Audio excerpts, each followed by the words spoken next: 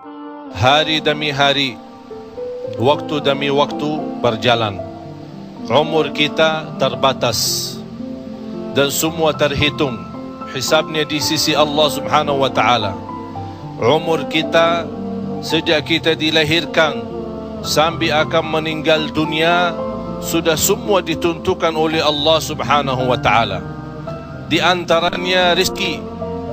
Malah rezeki itu salah satu rahasia Allah Subhanahu wa taala, dan Allah Subhanahu wa taala sendiri yang mengaturkan rezeki manusia.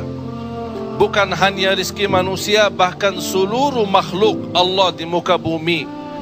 Wa ma min dabbatin fil ardi illa 'ala Allahi rizquha. Setiap makhluk yang berjalan di muka bumi, Allah Subhanahu wa taala yang mengaturkan rezekinya. Walaupun rezeki kita sudah ditentukan oleh Allah, tapi sebagaimana kata Amirul Mukminin Umar bin Al-Khattab radhiyallahu anhu, innas samaa la tumtiru dhahaba. Ketahuilah langit itu tidak akan menurunkan hujan emas. Walaupun rezeki kita sudah ditentukan dan ditakdirkan oleh Allah Subhanahu wa taala, tetap kita punya kewajiban untuk berusaha. Allah Subhanahu wa taala menerangkan banyak di dalam Al-Quran, فَإِذَا قُضِيَتِ الصَّلَاةِ فَانْتَشِرُوا. Bergeraklah, berjalanlah, berikhtiarlah, berusahalah. فَانْتَشِرُوا فِي الْأَرْضِ وَابْتَغُوا مِنْ فَضْلِ اللَّهِ. Carilah karunia Allah, anugerah Allah, rizki Allah. Orang mukmin yang percaya kepada Allah dan senantiasa dia berikhtiar dan berusaha, tetap memiliki keyakinan, menggantungkan hatinya kepada Allah Subhanahu wa taala. Itu yang namanya tawakkal qalbu. Bukan hanya tawakal usaha, bukan hanya kita percaya kepada kemampuan diri kita atau kita percaya kepada kecerdasan kita, tapi tetap kita senantiasa memohon pertolongan Allah Subhanahu wa taala. Dan segala amalan itu tergantung niat. Innamal a'malu binniyat wa innama likulli imri'in ma nawa. Kita punya amal, tapi sebelum kita beramal, sebelum kita berusaha, sebelum kita berikhtiar, tolong Bapak Ibu jangan lupa nawaitu. Saat kita mencari nafkah dan rezeki, nawaitu dia untuk apa? Jadikan rezeki itu adalah jembatan yang membawa kita mendapatkan ridha Allah. Jembatan membawa kita masuk surga Allah. Itulah nawaitu. Hal-hal kecil dengan nawaitu bisa menjadi besar di sisi Allah Subhanahu wa taala. Ada orang nawaitu, dia mencari nafkah dan rezeki, begitu dia mendapatkan rezekinya, dia nawaitu untuk memenuhi hak-haknya, kewajibannya terhadap istrinya, kewajiban terhadap anaknya. Sampai Rasul bersabda, sampai seorang suami suapin istrinya diberikan pahala sedekah. Coba bayangkan, berarti nawaitu itu sangat berarti. Oleh kerana itu Bapak Ibu jangan tinggalkan nawaitu. Di mana anda berada, apa urusannya, mau kemana, tolong dihadirkan nawaitu. Karena dengan niat, disitulah akan kita sama-sama mendapatkan petunjuk Allah Subhanahu wa ta'ala. Semoga senantiasa kita dalam ikhtiar dan usaha kita, selalu kita menambah keyakinan dan kepercayaan kita kepada Allah Subhanahu wa ta'ala. Hari ini kita berusaha berikhtiar, menghadapi sedikit kesulitan dan kesusahan, jangan kita berkata, kenapa Allah tidak melancarkan rezeki dan usaha saya? Tapi harus bertanya kepada diri kita, apa salah saya? Apa kekurangan saya? Barangkali kalau kita muhasabah diri, oh ternyata hari ini saya merasa susah rezeki karena ketiduran salat subuh tadi. Saya merasa malam ini tidak lancar karena saya lupa baca Al-Quran.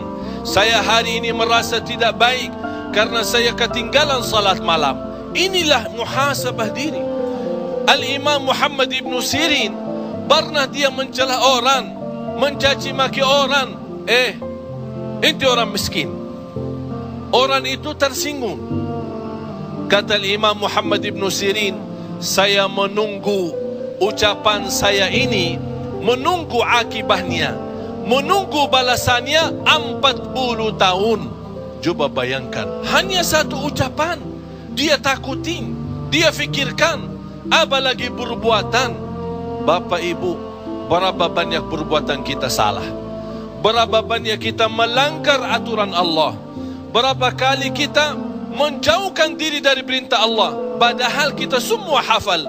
Wa man yattaqillaha yaj'al lahu makhraja. Barang siapa yang takwa kepada Allah, akan Allah jaminkan diberikan jalan keluar dari segala kesusahan, dari segala kesempitan. Berarti kalau kita berdoa, kita berikhtiar, kita berusaha, tapi masih kita menghadapi kesusahan dan kesulitan, pasti ada sesuatu yang tertinggal. Salah satu amalan di samping ikhtiar dan usaha kita adalah zikrullah, terutama istighfar. Karena termasuk istighfar adalah salah satu kunci mendatangkan rezeki. Sebaik istighfar itu sepanjang waktu, pagi, siang, sore, malam, naik motor, jalan kaki, naik bis, mau kemana-mana, tidak keberatan kita membasahi lidah dengan istighfar. Malah ada seorang sahabat Rasulullah sallallahu alaihi wasallam, "Ya Rasulullah, berikan kepada aku amalan yang menjaminkan aku masuk surga." Rasul menjawab, "La yazalu lisanuka ratban min dzikrillah." Basahi lidahmu dengan zikir kepada Allah. Kunci rizki Bapak Ibu adalah zikrullah. Kunci rizki zikrullah, di antaranya istighfar. Allah Subhanahu wa ta'ala menjaminkan dalam Al-Quran di surat Nuh, "Faqultu astaghfiru rabbakum innahu kana ghaffara." Apa manfaatnya istighfar? Yursilis samaa alaikum midrara wa yumdidukum bi amwalin wa banin wa yaj'al lakum jannatin wa yaj'al lakum anhara. Dengan istighfar terjamin keturunan. Dengan istighfar kemudahan rezeki. Dengan istighfar kelancaran usaha. Dengan istighfar kesembuhan dari penyakit. Dengan istighfar banyak kemudahan dan kemuliaan yang kita dapat. Kalau memang ingin ditambah rezeki kita, kalau belum sempat haji, kita ingin berhaji. Kalau kita sudah haji, ingin Allah menambah kita bisa haji lagi. La in syakartum lazim. Jadilah hamba yang bersyukur, karena nikmat Allah memang Bapak Ibu tidak bisa terhitung.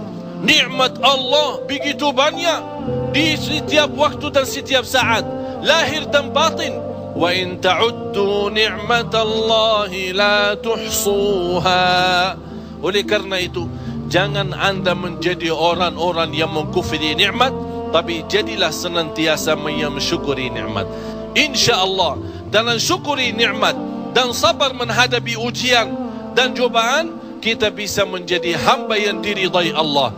Kalau Allah sudah ridha kepada kita, InsyaAllah segala amal ibadah kita akan diterima, dan segala usaha dan ikhtiar kita akan dipermudahkan oleh Allah Subhanahu wa ta'ala. Bapak Ibu, yang terakhir, tidak boleh kita lupa doa. Rasul kita sallallahu alaihi wasallam selalu berdoa kepada Allah Subhanahu wa ta'ala. Padahal dia Rasul, terjamin pertolongan Allah. Senjata orang mukmin adalah doa, dan pintu langit bisa dibuka dengan doa, dan doa itu kapan saja dan bisa sampai kepada Allah tanpa waktu dan tanpa batas. Selama kita masih berdoa kepada Allah, selama masih kita memohon kepada Allah, Allah akan senantiasa mendengar doa kita.